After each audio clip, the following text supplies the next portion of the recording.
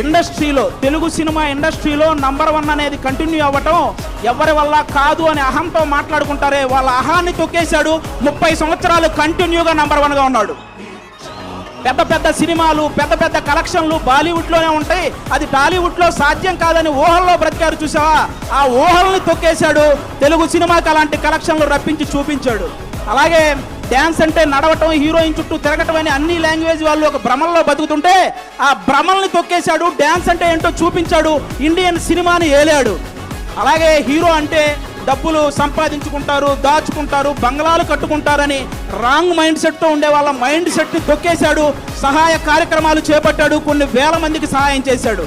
చాలామంది తండ్రి సక్సెస్ అయితే కొడుకు సక్సెస్ అవ్వడం జరగదు, అది ఎక్కడో రేరుగా జరుగుతుంటాయి అనుకున్న వాళ్ళ ఆలోచనల్ని తొక్కేశాడు. ఈరోజు కొడుకుని తండ్రిని మించిన వాడిగా తయారు చేశాడు.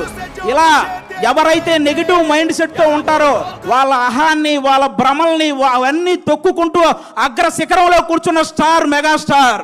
అలాంటి మెగాస్టార్ గారి గురించి మీలాంటి వాళ్ళు ట్రోల్ చేస్తే మీరు నవ్వులు పాలవుతారు, కానీ ఆయన సాయంత్రం పూట సరదాగా కట్టుకు తిరిగే లుంగి పంచె అంచు కూడా కదలదు.